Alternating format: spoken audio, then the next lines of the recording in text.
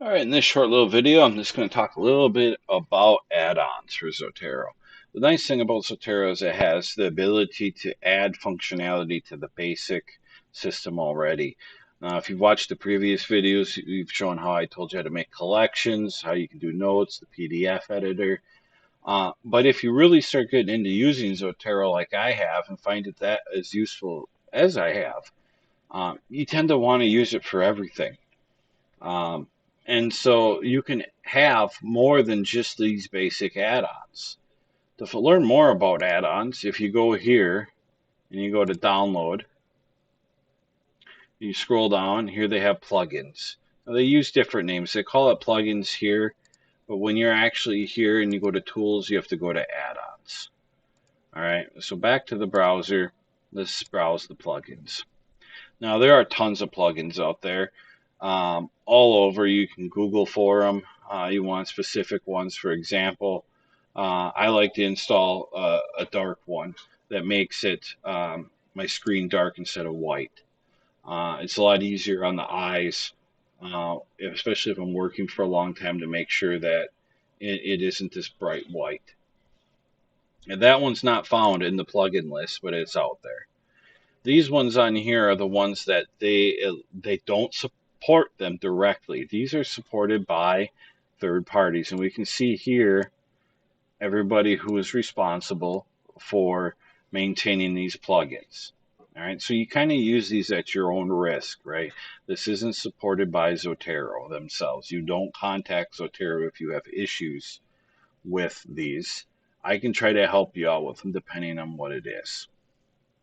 All right, but we can go through then and see that there are all different kinds of information we can get from these.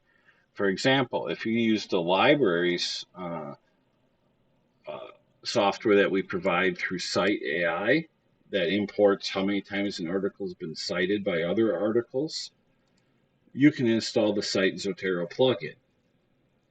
And then it will be right inside your Zotero. Oh yes, this is what it. This is how many times this article has been cited.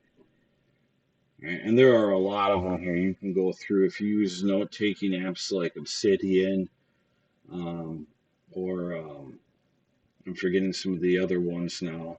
LogSec is another one.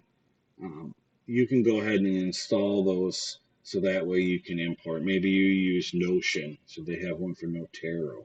It's called Notero, so Notion and Zotero. All right, so all these are options. Let me show you how to install one. I like to use the Cite one. So let's go up here, Cite Zotero plugin. And click on it. It takes me to GitHub. Right, you need to go to the most current release right here. All right, and you need to find the one. Let's move my head out of the way. The XPI is what you want. Click on it. Should download it up here. There it is. Now go open up Zotero. Move my head back out of the way. Tools, add-ons. All right, here we go. Extensions. Click here. Install add-on from file. All right, and it should open up your downloads. If not, wherever you have your browser set to save downloads to is where it's going to be. Click on it, hit open. All right, it's going to go install.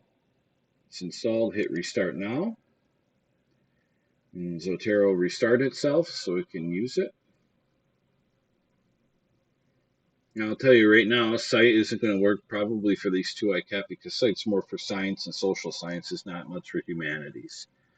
All right, but we can go in and now we see we have a Cite tab right here. All right, and it would have given us this information. All right, so I added one that had some Cite data here real quick on pause. So here it is, Advancing Educators in Education.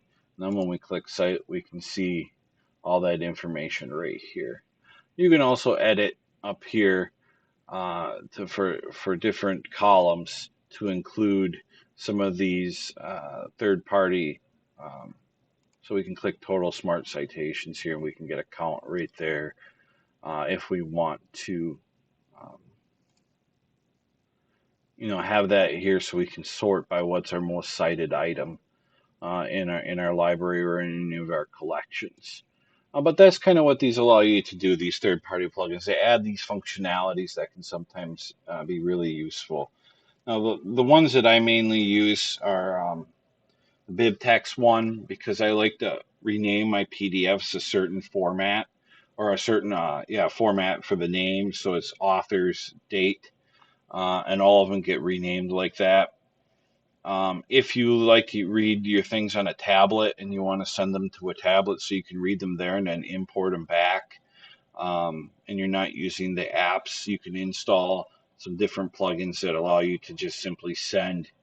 You can just right click, send a tablet, and then when you're done reading on your tablet, you can right click, recall from tablet.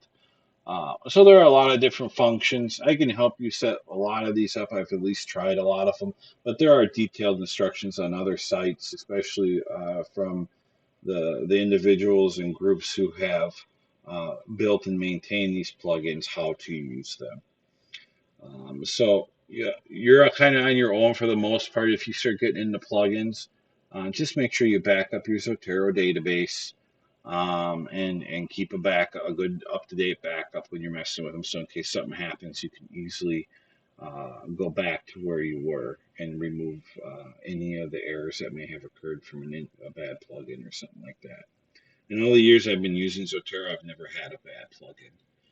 But I primarily use what's on their website, and I don't go off of their recommended list very often. So, if you have any questions, let us know, and good